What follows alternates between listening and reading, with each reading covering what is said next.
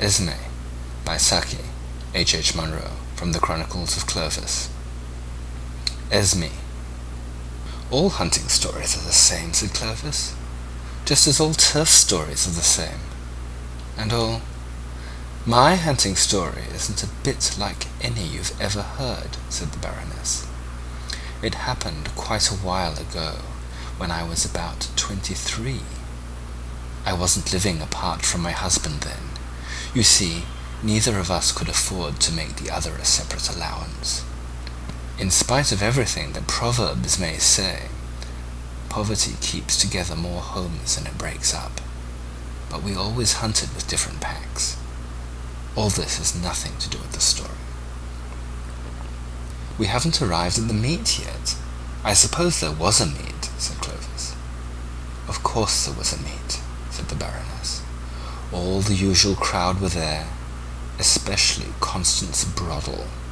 Constance is one of those strapping florid girls that go so well with autumn scenery or Christmas decorations in church. I feel a presentiment that something dreadful is going to happen, she said to me. Am I looking pale? She was looking about as pale as a beetroot that has suddenly heard bad news.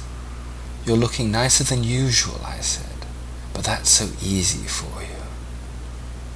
Before she had got the right bearing on this remark, we settled down to business. Hounds had found a fox lying out in some gorse bushes. I knew it, said Clovis. In every fox hunting story I've ever heard, there's been a fox and some gorse bushes. Constance and I were well mounted, continued the Baroness serenely, and we had no difficulty in keeping ourselves in the first flight, though it was a fairly stiff run. Towards the finish, however, we must have held rather too independent a line, for we lost the hounds and found ourselves plodding aimlessly along, miles away from anywhere. It was fairly exasperating, and my temper was beginning to let itself go by inches, when on pushing our way through an accommodating hedge, we were gladdened by the sight of hounds in full cry in a hollow just beneath us. There they go, said Constance, and then added in a gasp, in heaven's name, what are they hunting? It was certainly no mortal fox. It stood more than twice as high, had a short, ugly head, and an enormous, thick neck. It's a hyena, I cried. It must have escaped from Lord Pabham's park. At that moment, the hunted beast turned and faced its pursuers, and the hounds, there were only about 6 couple of them, stood round in a half-circle and looked foolish. Evidently, they had broken away from the rest of the pack on the trail of this alien scent, and were not quite sure how to treat their quarry now that they had got him. The hyena hailed our approach with unmistakable relief and demonstrations of friendliness. It had probably been accustomed to uniform kindness from humans, while its first experience of a pack of hounds had left a bad impression. The hounds looked more than ever embarrassed as their quarry paraded its sudden intimacy with us, and the faint toot of a horn in the distance was seized on as a welcome signal for an unobtrusive departure. Constance and I and the hyena were left alone in the gathering twilight. What are we to do? Asked Constance. What a person you are for questions, I said. Well, we can't stay here all night with a hyena, she retorted.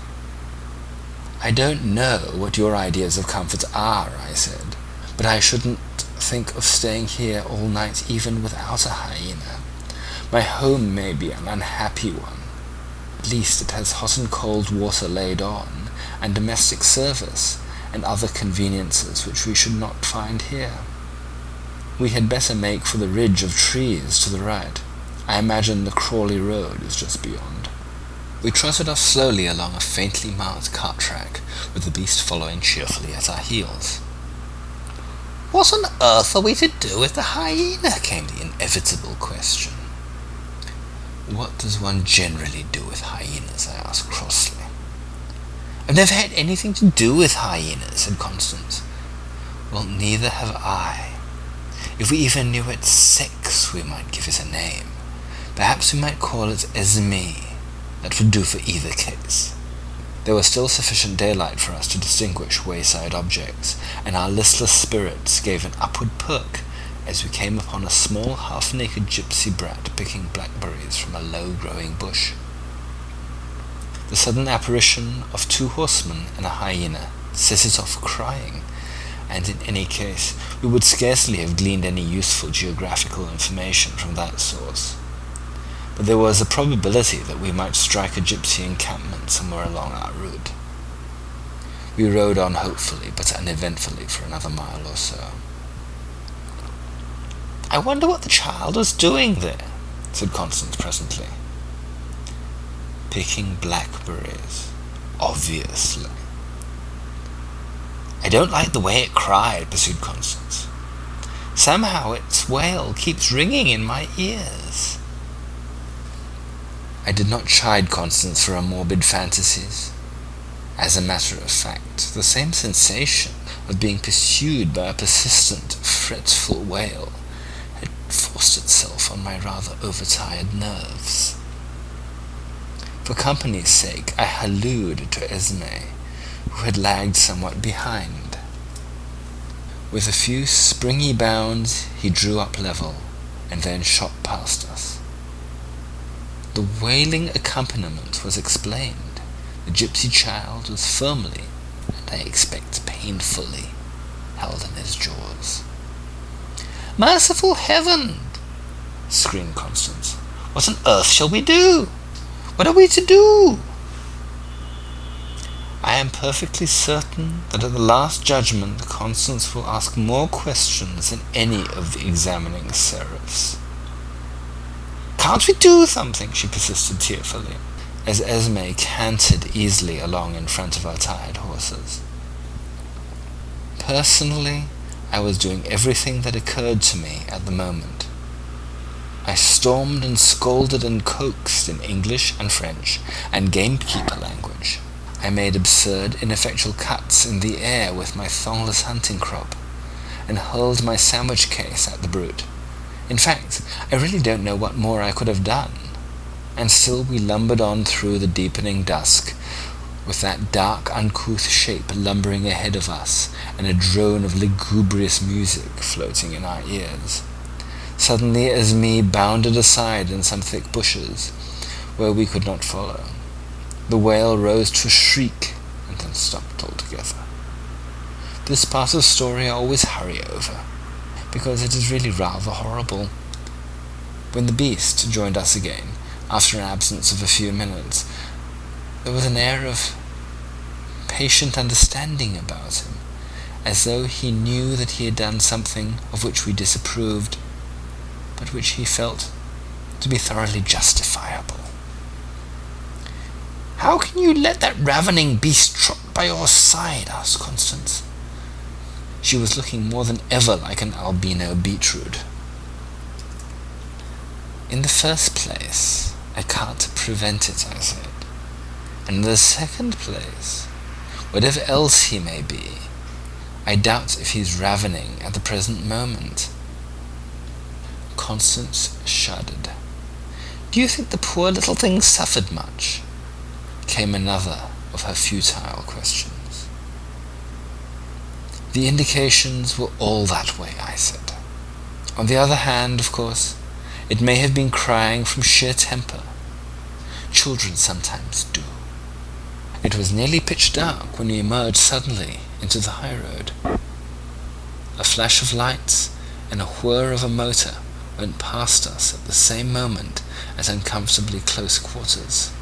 A thud and a sharp screeching yell followed a second later. The car drew up, and when I had ridden back to the spot, I found a young man bending over a dark, motionless mass lying by the roadside. "You have killed my Esme!" I exclaimed bitterly. "I'm so awfully sorry," said the young man. "I keep dogs myself, so I know what you must feel about it. I'll do anything I can in reparation." "Please bury him at once," I said. "That much, I think, I may ask of you." "Bring the spade, William," he called to his chauffeur. Evidently, hasty roadside interments were contingencies that had been provided against. The digging of a sufficiently large grave took some little time. "I say, what a magnificent fellow," said the motorist as the corpse was rolled over into the trench. "I'm afraid he must have been rather a valuable atom." "He took second in the puppy class at Birmingham last year," I said resolutely. Constance snorted loudly. "Don't cry, dear," I said brokenly. "It was all over in a moment. He couldn't have suffered much." "Look here," said the young fellow desperately. "You simply must let me do something by way of reparation." I refused sweetly, but as he persisted, I let him have my address. Of course, we kept our own counsel as to the earlier episodes of the evening. Lord Pabham never advertised the loss of his hyena. When a strictly fruit-eating animal strayed from his park a year or two previously, he was called upon to give compensation in 11 cases of sheep worrying, and practically to restock his neighbours' poultry yards, and an escaped hyena would amount up to something on the scale of a government grant. The gypsies were equally unobtrusive over their missing offspring. I don't suppose in large encampments they really know to a child or two how many they've got. The Baroness paused reflectively, and then continued. "There was a sequel to the adventure, though. I got through the post a charming little diamond brooch, with the name Esme set in a sprig of rosemary. Incidentally, too, I lost the friendship of Constance Broddle. You see, when I sold the brooch, I quite properly refused to give her any share of the proceeds. I pointed out that the Esme part of the affair was my own invention, and the hyena part of it belonged to Lord Pabham, if it really was his hyena, of which, of course, I have no proof." That concludes the reading of Esme from the Chronicles of Clovis by Saki, H.H. Munro, read by Ian Bartholomew, Taipei, Taiwan.